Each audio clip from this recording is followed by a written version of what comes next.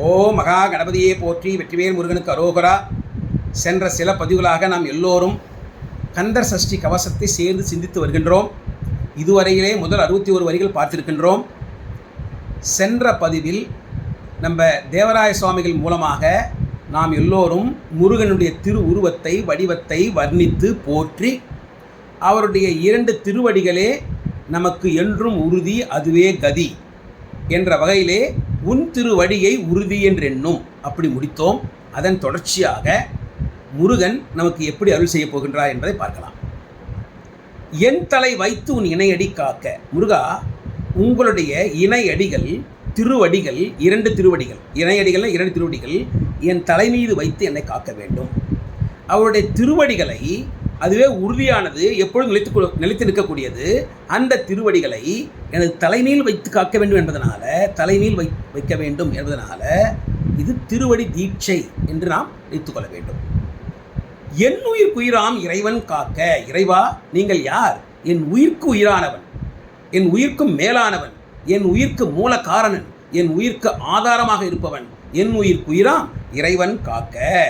பன்னிரு விழியால் பாலனை காக்க.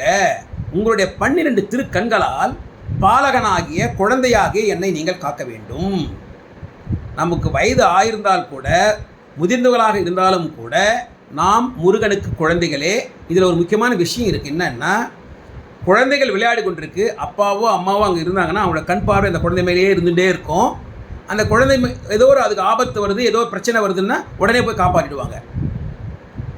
அதே போல் முருகா, நாங்கள் உங்களுடைய குழந்தைகள், நாங்கள் என்ன செய்கிறது எனக்கு தெரியாது. நான் ஏதாவது தவறு செய்தால், எனக்கு ஏதாவது தீமை வந்தால் உடனடியாக வந்து என்னை காப்பாற்றிடுங்க. நான் உங்களுடைய பாலகன் தான், நான் வளர்ந்தவன் நினச்சிக்காதீங்க, என்னை காப்பாற்றுங்க. அப்படி என் உயிர்க்கு உயிராம் இறைவன் காக்க, பன்னிரு விழியால் பாலனை காக்க.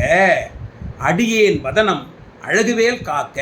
வதனம் முகம், என்னுடைய முகத்தை அது அழகாக இருப்பதற்காக உங்களுடைய அழகுவேல் காக்கட்டும். பொடிபுனை நெற்றியை புனிதவேல் காக்க. பொடி விபூதி திருநீரு, அந்த திருநீர் அணிகின்ற புனிதமான திருநீர், உங்களுடைய திருநீரை அணிகின்ற என்னுடைய இந்த நெற்றியை உங்களுடைய புனிதவேல் வந்து காக்கட்டும். கதிர்வேல் 2 கண்ணினை காக்க. உங்களுடைய கதிர்வேல், கதிர் வீசக்கூடிய வேல், ஒளி வீசக்கூடிய வேல், ஒளி பொருந்திய வேல் என்னுடைய 2 கண்களையும் காக்கட்டும். இந்த கதிர்வேல்னா ஏதோ சாதாரணமான ஒளி நம்ம நினச்சக்கூடாது. இது மிக பிரம்மாண்டமானது. அது தெரிஞ்சுக்கணுன்னா, இந்த வேல் வகுப்பில் அருணகிரிநாதர் குறிப்பிட்டிருக்கார். என்ன சொல்லியிருக்காருன்னா, சுடற்பருதி ஒளிப்ப, நில ஒழுக்குமதி ஒளிப்ப, அலை அடக்குதலில் ஒளிப்ப, ஒளிர் பிரபை வீசும். என்னோட சுருக்கமான கருத்து என்னன்னா, சூரிய ஒளி, சந்திர ஒளி, கடல் நீர் அங்கேயே இருக்கிறதுக்காக கடலில் அடிபாகத்தில் ஒரு அக்னி இருக்குது.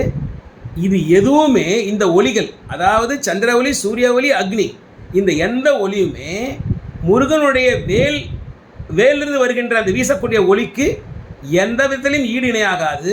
அது எல்லாமே அந்த ஒளிக்கு கம்பேர் பண்ணும் பொழுது மறைஞ்சு போயிடும், ஒளிஞ்சு போயிடும். அப்படின்னா இந்த கதிர்வேல் என்ற வார்த்தையிலிருந்து வருகின்ற அந்த வேலிருந்து வருகின்ற ஒளி எவ்வளவு ஒளிமயமானது, அதை நம்ம கொஞ்சம் கற்பனை பண்ணி பார்த்துக்கணும். அவ்வளவு சிறந்த வேல் கதிர்வேல். கதிர்வேல் 2 கண்ணினை காக்க. விதி செவி 2 வேலவர் காக்க. விதி பிரம்மா, பிரம்மன் கொடுத்த இந்த செவியை, காதை, வேலவா நீங்களே நேராக வந்து எங்களை காப்பாற்றி கொடுக்கணும். அப்போ தானே நாங்கள் நல்லதே கேட்போம், நல்ல சரித்திரங்களே கேட்போம், உங்களுடைய புகழ்பெற்ற திருப்புகழை கேட்போம், உங்களுடைய புகழையே நாங்கள் கேட்டுக்கொண்டிருப்போம். இங்கே புகழையே கேட்கும் பொழுது நாம் புகழையே பேசி கொண்டிருப்போம். நாசிகள் 2 நல்வேல் காக்க. நாங்கள் நல்லபடியாக மூச்சு இழுத்து மூச்சை விட்டுகிட்டே இருக்கணும்.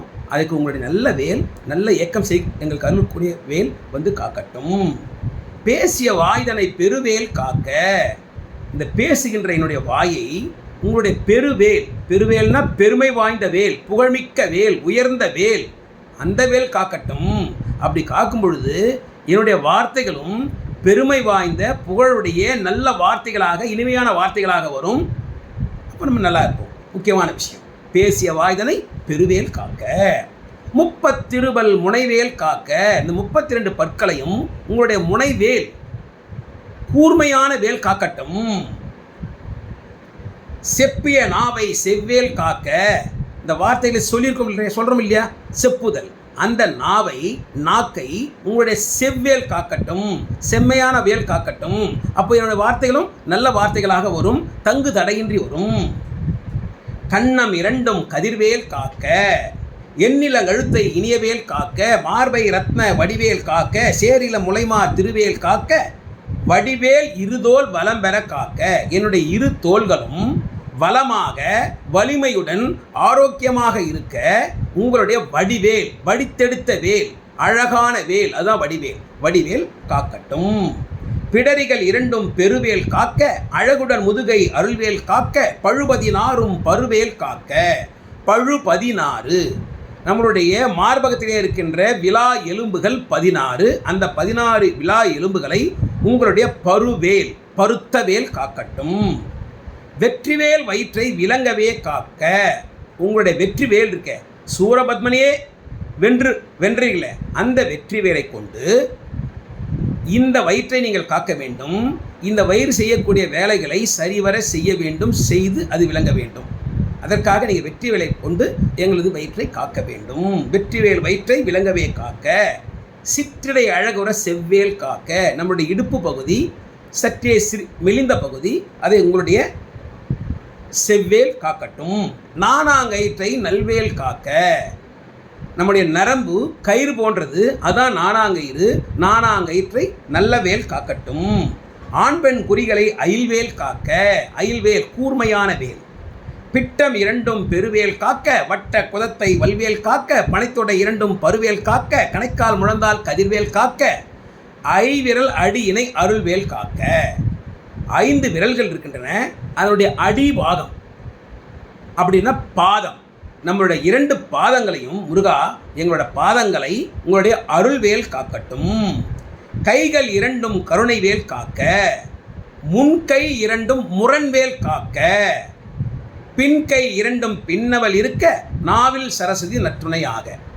என்னுடைய பின் கையில் பின்னவல் குடிகொள்ளட்டும், அதாவது மகாலட்சுமி குடிகொள்ளட்டும். பார்க்கடல் கடைந்த போது முதல்ல மூதேவியும் அடுத்ததான் ஸ்ரீதேவியும் வந்தாங்க. ஆகவே ஸ்ரீதேவி மகாலட்சுமி 2வது வந்தாங்க. பின்னவளாகின்றால் மகாலட்சுமி. அந்த மகாலட்சுமி எனது பின் கையில் இருக்கட்டும். நாவில் சரஸ்வதி நற்றுணை, நல்ல துணையாக இருக்கட்டும். என்னுடைய நாவில் சரஸ்வதி அம்மா குடிகொண்டிருந்து நல்ல துணையாக இருந்து கொண்டே இருந்தார்களா? ஆனால் என் வார்த்தைகள் தங்கு தடையின்றி வரும், நல்ல வார்த்தைகளாக இருக்கும், இனிமையான வார்த்தைகளாக இருக்கும். உங்களது புகழை நான் பாடிக்கொண்டே இருப்பேன். ஆகவே நாவில் சரஸ்வதி நற்றுணையாக. நாபி கமலம் நல்வேல் காக்க. நமது நாபி தொப்புள் உந்தி அது கமலம் போல இருக்கிறது, அதாவது தாமரை போல் இருக்கிறது. அதை நல்லவேல் முருகா, உங்களுடைய நல்லவேல் காக்கட்டும். முப்பால் நாடியை முனைவேல் காக்க. நமக்கு 3 நாடிகள் இருக்கு இல்லையா, வலது இடது சுழுமுனை. இந்த 3 நாடிகளையும் உங்களுடைய முனைவேல் காக்கட்டும். முனைவேல்னா கூர்மையான வேல். எப்பொழுதும் என்னை எதிர்வேல் காக்க. எல்லா நேரங்களிலும் எல்லா விஷயங்களிலும் எப்பொழுதும் எந்த தீய சக்தி வந்தாலும் வெற்றி கொண்டே இருக்கின்ற உங்களுடைய எதிர்வேல் எங்களை எப்பொழுதும் காக்கட்டும்.